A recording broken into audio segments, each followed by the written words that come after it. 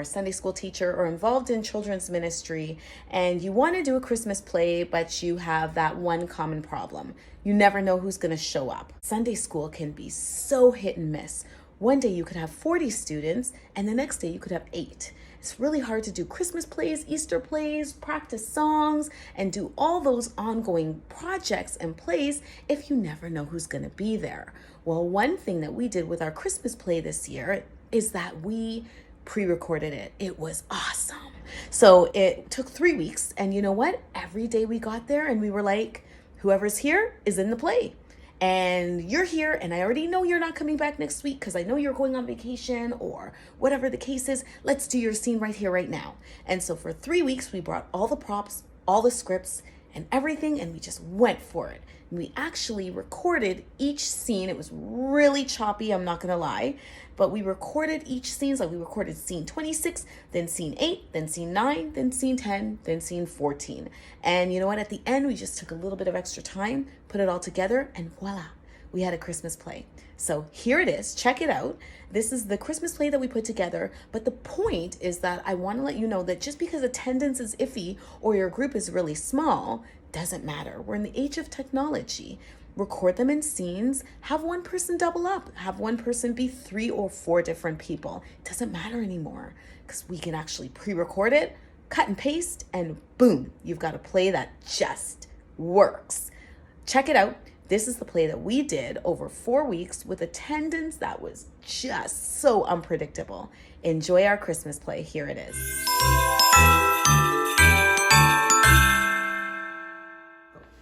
A long time ago, in the town of Bethlehem.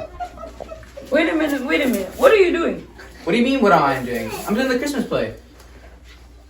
Well, I don't know if I believe in it all. Don't believe? What do you mean you don't believe? I don't know if I believe in the Christmas story. Oh man, this is worse than I thought. Well, when I was younger, I believed in Santa, and that didn't work out. Alright, so let me just tell you about the play and we can see how that works out. Let's do it! So, a long time ago, there was a woman named Mary. Hi, Mary. Hi, do you believe yet? I don't know. Is she talking to me? Mary lived in a town called Nazareth. Mary was promised to be married to a beautiful guy. Lucky guy. Quiet!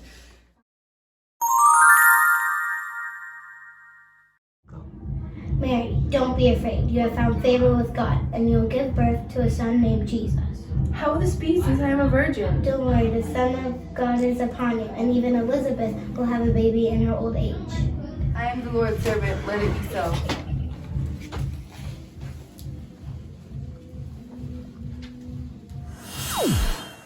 Elizabeth was Mary's older cousin who lived in another town. She had been married to a good man named Zachariah for many years.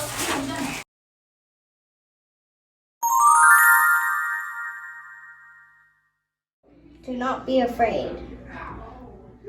The angel said to Zachariah, Don't be afraid, Zachariah. Your angel there seems to say that a lot. actually, angels are quite opposing figures. Dude, are you alright? Anyways, they ended up having to say it almost every time. Say what? Don't be afraid. God has answered your prayers, and your wife Elizabeth will bear you a son, and you are to give him the name John, and he will be great. How can this be? I am old and my wife is old. Can I interrupt this story for a second? Did you hear what he just said? He just called his wife old. Actually, he did something worse than that. He questioned the angel. Watch what happens. I am an angel, and I have came here to give you the good news, but now your voice is gone, and you will not be able to speak until your child is born.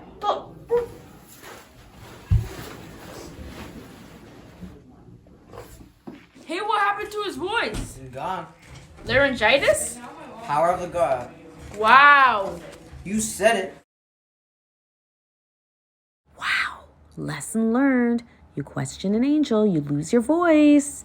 Sure enough, just like the angel had said, Zachariah and Elizabeth were soon expecting their first baby despite their old age. But Zachariah still couldn't speak. Let's see what happens when Mary and Elizabeth get together.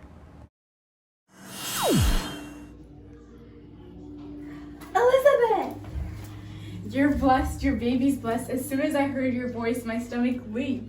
I'm so grateful to the Lord to know I can be called blessed. When Elizabeth's times came, she delivered a baby boy, just as the angel had told Zachariah. When it was time to name the baby, their friends and neighbors asked them, "What is the baby's name?" His name is John. But no one is named John. Zachariah, what do you think the baby's name is? John! His voice is back! Your name is to be John, the prophet of the Most High God. You shall prepare the way for Jesus. Okay. Last interruption. So things work out great for Zachariah, but what about poor Joseph over here? I mean, look how sad he looks. He's supposed to be married to Mary, but she's got him caught in this huge scandal. He doesn't know what to do. He's an amazing man, but you know what? He just doesn't know how he's going to make this work. The good news is the angel comes to him and says, "Joseph, son of David, don't be afraid. You are supposed to take Mary as your wife." And he does exactly that. It's awesome. I'm not going to lie to you, he still looks like he has his doubts. But Mary, on the other hand, there's no denying that smile. I really hope this works out. Okay, I promise I'm not interrupting anymore. Let's see what happens next. Hey, hold it. What happens next? You don't want to know. Yes, I do. What happened to Mary, the baby? How am I going to believe in Christmas? Alright, be careful, because what happens next, it's a lot. Okay. So, alright, let's go grab our Bible and we can read through it and see what happens. All right. Not too far away lived King Herod. He was king of the whole area where Mary and Joseph were living. Who are those guys? There are some wise men who lived in countries nearby. They have come to find baby Jesus.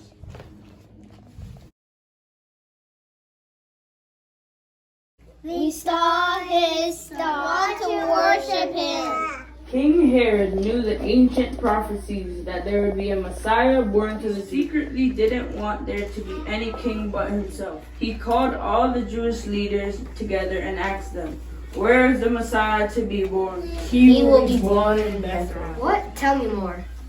Go and find him and bring him back to me. Wise men.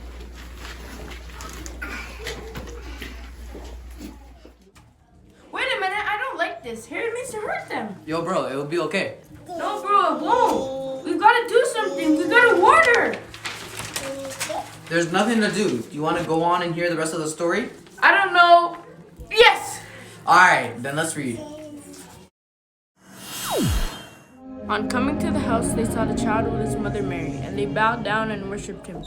They then opened their treasures and presented him with the gifts of gold and of incense and of myrrh. And having been warned in a dream not to go back to Herod, they returned to their country by another route.